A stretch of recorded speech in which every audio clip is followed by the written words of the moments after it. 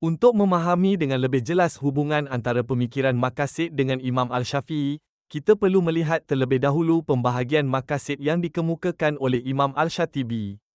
Dalam kitab Al-Muwafaqat, Imam Al-Syatibi menjelaskan bahawa maqasid boleh dilihat daripada dua sudut besar.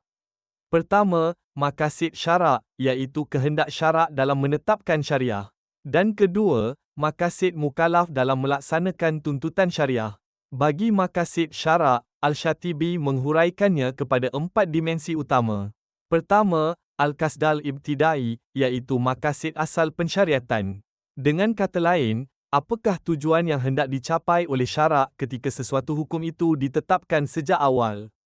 Kedua, Al-Qasdal Ifhami, iaitu tujuan supaya syariah dapat difahami oleh manusia. Syariah bukan sekadar diturunkan, tetapi diturunkan dalam bentuk yang boleh difahami maksud dan kehendaknya. Ketiga, Al-Qasdal Taklifi, iaitu maqasid pentaklifan.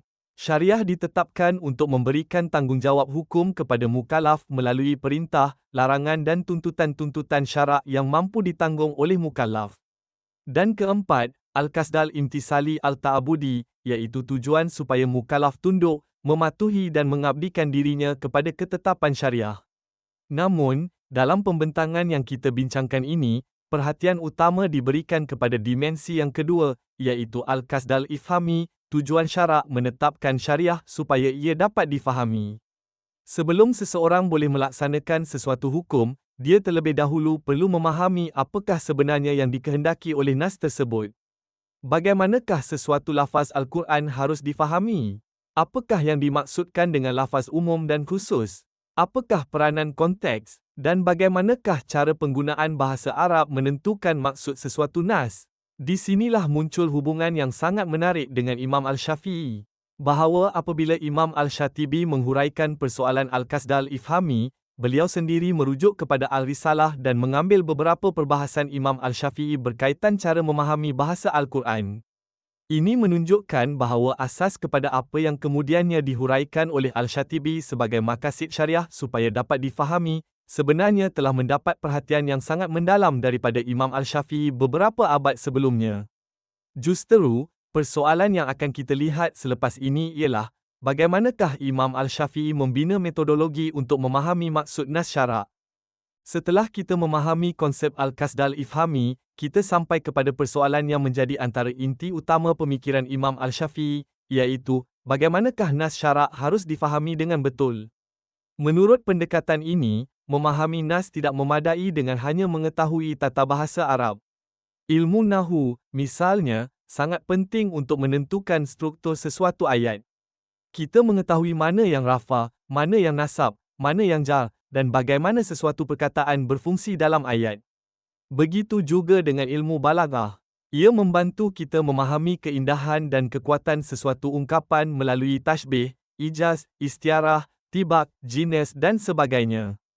Namun, persoalannya ialah, adakah penguasaan Nahu dan balaghah sahaja sudah mencukupi untuk mengetahui apa sebenarnya yang dikehendaki oleh syarak?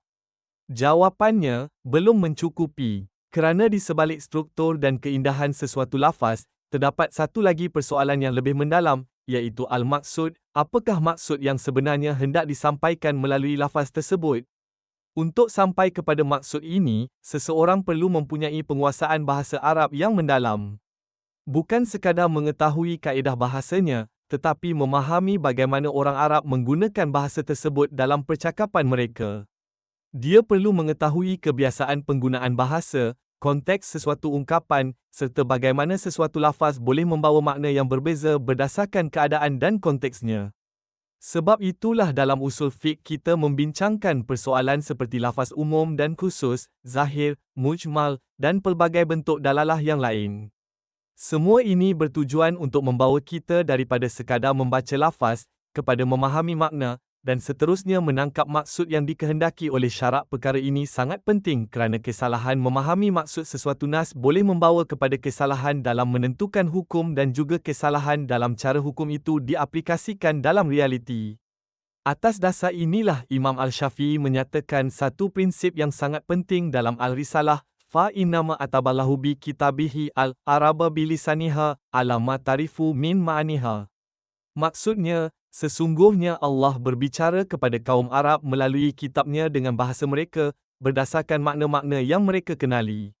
Ungkapan ini sangat penting. Ia menunjukkan bahawa untuk memahami Al-Quran, kita bukan sahaja perlu mengetahui bahasa Arab, tetapi juga perlu memahami cara orang Arab menggunakan bahasa mereka untuk menyampaikan sesuatu maksud. Dan di sinilah kita mula melihat dengan lebih jelas hubungan antara metodologi Imam Al-Syafi'i dengan pemikiran maqasid. Daripada lafaz, kita memahami makna, daripada makna, kita berusaha menemukan maksud dan kehendak syarak. Timbul satu persoalan, mengapa Imam Al-Syafi'i menjadi tokoh yang begitu penting dalam bidang ini? Jawapannya terletak pada latar keilmuan beliau yang sangat istimewa. Imam Al-Syafi'i bukan sahaja seorang ahli fiqh, tetapi beliau juga mempunyai penguasaan bahasa Arab yang sangat tinggi. Beliau memahami bahasa Arab bukan sekadar dari sudut nahwu dan kaedah, tetapi juga dari sudut kefasihan, gaya penggunaan dan kebiasaan pertuturan bangsa Arab. Antara bukti yang menarik ialah penguasaan beliau terhadap syair-syair kabilah Huzail yang terkenal dengan kefasihan bahasa Arabnya. Al-Asma'i, seorang tokoh besar bahasa Arab, pernah menyatakan bahawa beliau membetulkan syair-syair Huzail berdasarkan bacaan seorang pemuda Quraisy di Makkah. Pemuda yang dimaksudkan itu ialah Muhammad bin Idris Al-Syafi'i.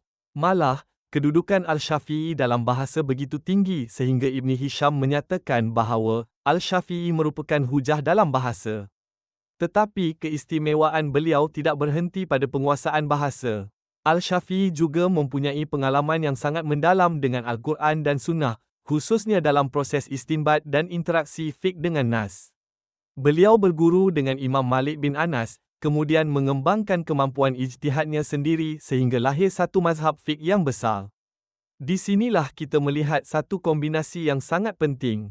Di satu sudut, Al-Syafi'i mempunyai ketajaman dalam memahami bahasa Arab. Di sudut yang lain, beliau mempunyai ketajaman dalam memahami fiqh, hadis dan proses istinbat hukum. Gabungan kedua-duanya membolehkan beliau bergerak daripada lafaz kepada makna dan daripada makna kepada maksud syarak serta cara hukum itu diaplikasikan. Sebab itulah sumbangan Al-Syafi'i dalam Al-Risalah bukan sekadar sumbangan seorang ahli bahasa dan bukan juga sekadar sumbangan seorang ahli fiqh. Ia merupakan usaha menggabungkan bahasa dengan fiqh untuk membina metodologi memahami nas syarak secara tepat. Keistimewaan ini dirumuskan dengan sangat menarik dalam satu ungkapan yang dinukilkan daripada Imam Ahmad bin Hanbal. Al-Syafi'i adalah seorang filsuf dalam 4 perkara: bahasa, perbezaan pendapat manusia, makna-makna dan fiqh. Maka, berdasarkan latar keilmuan inilah kita dapat memahami mengapa Imam Al-Syafi'i menjadi tokoh yang sangat penting dalam pembentukan metodologi usul fiqh dan juga dalam perkembangan awal pemikiran maqasid. Persoalan seterusnya ialah, apakah yang mendorong Imam Al-Syafi'i menulis kitab Al-Risalah dan apakah masalah yang cuba diselesaikan melalui kitab tersebut? Kita beralih kepada satu persoalan yang sangat penting, mengapakah kitab Al-Risalah ditulis? Penulisan Al-Risalah bermula daripada permintaan seorang tokoh besar ahli hadis, iaitu Abdul Ar-Rahman bin Mahdi. Beliau menulis kepada Imam Al-Syafi'i ketika Al-Syafi'i masih muda dan meminta beliau menghasilkan sebuah karya yang membincangkan beberapa persoalan penting. Antaranya ialah makna-makna Al-Quran, penerimaan riwayat hadis, kehujahan ijma' serta penjelasan mengenai nasikh dan mansukh dalam Al-Quran dan Sunnah. Lalu Imam Al-Syafi'i menulis Al-Risalah sebagai jawapan terhadap permintaan tersebut. Namun, perkara ini mengajak kita melihat sesuatu yang lebih mendalam di sebalik permintaan Ibni Mahdi itu. Apakah sebenarnya masalah utama yang hendak diselesaikan? Masalah utamanya ialah masalah kefahaman, iaitu bagaimana hendak memahami makna syariah daripada Al-Quran dan Sunnah dengan tepat. Sebagai contoh, apabila terdapat dua nas yang pada zahirnya kelihatan bercanggah, adakah kedua-duanya benar-benar bercanggah? Atau sebenarnya perbezaan itu boleh diselesaikan apabila kita memahami konteks, dalalah, umum dan khusus, nasikh dan mansukh, serta cara bahasa Arab digunakan.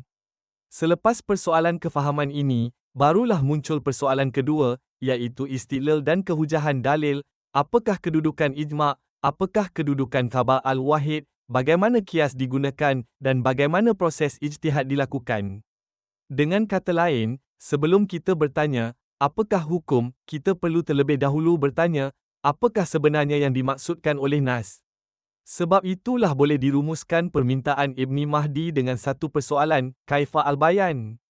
Bagaimanakah keterangan daripada Allah dan Rasul-Nya harus difahami? Dan Al-Risalah boleh dilihat sebagai jawapan Imam Al-Syafi'i terhadap persoalan besar tersebut. Beliau memulakan kitab Risalah dengan persoalan kaifa al-bayan. Daripada sinilah lahir satu sistem yang membantu ulama memahami kitab Allah dan sunnah Rasulullah sallallahu alaihi wasallam, menyelesaikan nas-nas yang pada zahirnya kelihatan bertentangan serta menentukan kaedah istidlal yang sahih. Maka, kelahiran Al-Risalah bukan sekadar sejarah lahirnya sebuah kitab usul fiqh. Ia juga merupakan usaha sistematik untuk menyelesaikan masalah umat memahami kehendak syarak melalui nas. Dan persoalan inilah yang membawa kita kembali kepada maqasid. Kerana untuk mengetahui tujuan dan kehendak syarak, kita terlebih dahulu mesti mempunyai metodologi yang betul untuk memahami itib syarak. Sekarang kita sampai kepada salah satu bahagian yang penting dalam pembentangan ini, iaitu konsep al-bayan dalam Al-Risalah. Seperti yang disebut sebelum ini, antara persoalan utama yang ingin dijawab oleh Imam Al-Syafi'i ialah, bagaimanakah kata-kata Allah dan Rasul-Nya harus difahami? Al-Quran diturunkan dalam bahasa Arab. Oleh itu, untuk memahami maksud Al-Quran, kita perlu memahami bagaimana bahasa Arab itu digunakan oleh masyarakat Arab sendiri. Proses tersebut boleh kita gambarkan melalui beberapa peringkat. Pertama, kita bermula dengan lafaz dan bahasa. Kita perlu mengetahui struktur dan makna asas sesuatu lafaz. Kedua, kita perlu memahami kebiasaan dan konteks penggunaan bahasa. Bagaimanakah orang Arab menggunakan sesuatu perkataan atau ungkapan? Dalam keadaan apakah ia digunakan? Dan apakah yang biasanya mereka maksudkan dengannya? Di sini kita masuk kepada peringkat ketiga, iaitu dalalah. Sesuatu lafaz mungkin berbentuk umum, tetapi yang dimaksudkan sebenarnya khusus. Sesuatu lafaz mungkin kelihatan zahir membawa satu makna, tetapi konteks menunjukkan maksud yang lain. Justeru, tugas seorang mujtahid bukan sekadar membaca perkataan, tetapi meneliti bagaimana lafaz tersebut menunjukkan kepada makna. Daripada lafaz, kita sampai kepada makna. Dan daripada makna itu, kita cuba sampai kepada peringkat yang lebih penting, iaitu maksud nas, apakah sebenarnya yang hendak disampaikan dan dikehendaki oleh Al-Syari. Setelah maksud nas difahami dengan tepat, barulah proses istinbat hukum dapat dilakukan dengan asas yang kukuh. Dan akhirnya, hukum tersebut perlu diterapkan dalam realiti menurut bentuk dan kaifiat yang dikehendaki oleh syarak. Contohnya sabda Rasulullah sallallahu alaihi wasallam, "Solatlah kamu sebagaimana kamu melihat aku solat." Dan dalam ibadat haji, ambillah daripadaku cara-cara kamu melaksanakan manasik kamu. Ini menunjukkan bahawa memahami nas bukan sekadar memahami makna perkataan. Kita juga perlu memahami bagaimana tuntutan itu hendak dilaksanakan dalam realiti. Maka, jika keseluruhan proses ini kita ringkaskan, alirannya ialah daripada lafaz kepada makna, daripada makna kepada maksud, daripada maksud kepada hukum, dan daripada hukum kepada pelaksanaannya dalam realiti. Apa yang dilakukan oleh Imam Al-Syafi'i ini pada hakikatnya sangat dekat dengan persoalan maqasid Al-Syariah. Kerana apabila kita berusaha memahami bukan sahaja apa yang disebut oleh nas, tetapi juga apa yang dimaksudkan oleh syarak dan bagaimana kehendak itu harus direalisasikan, kita sebenarnya telah memasuki wilayah pemikiran maqasid. Sebab itulah pemahaman nas yang tepat menjadi pintu utama untuk mengenal kehendak syarak dan tujuan pensyariatan. Setelah melihat konsep al-bayan secara teori, sekarang kita lihat bagaimana Imam Al-Syafi'i mengaplikasikannya secara praktikal dalam memahami ayat-ayat Al-Quran.